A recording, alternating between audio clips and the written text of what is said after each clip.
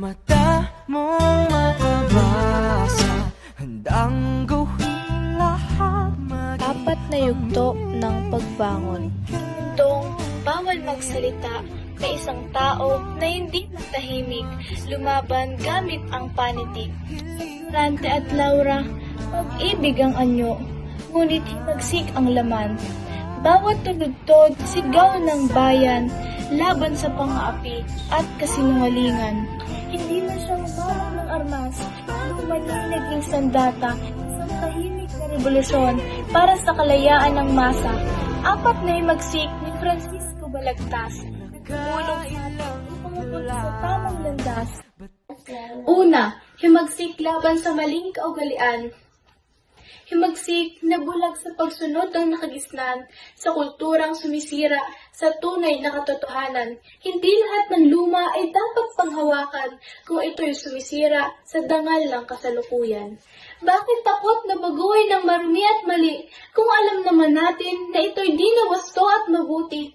Sa mesa ng tahanan may katahimikang pilit, mga maling asal na tinatanggap kahit masakit. Ikalawa, himagsik laban sa mababang uri ng panitikan.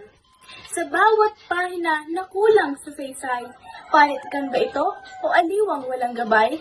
Himagsik na walang paninindigan, sa akdang walang tapang, walang tunay na dahilan. Nasa ng panitikang gumigising sa diwa, yung kayang umuga, magtanong at magpaalaala, hindi lang pampalipas na sumasalamin sa bayan na kayang ibunyag ang sakit at sugat ng kasaysayan. Ikatlo, himagsik laban sa malupit na pamahalaan. Sa lansangan ng galit, may tinig na nag-aalab, sigaw ng bayan, sa dilim ay sumisiklab. Sa bawat yabag, may himig ng paglaban, sa bawat kamao, may apoy na dahilan. Mga pangakong napako sa hangin ng kahapon, ngayon hinahabol ang sigaw ng revolusyon. Hindi na bulag, hindi napipi ang mga mamamayan, katotohanan ang sandatang di matitinag kailanman.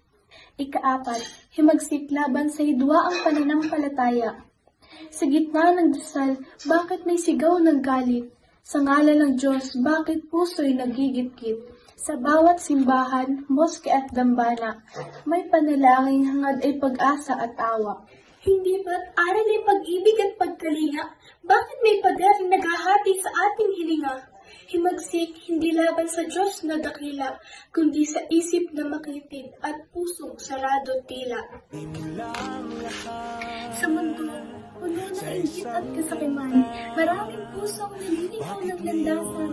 Panahon na nang tayo ay tumibig at lumaban sa kaugaliang sumisira sa ating lipunan.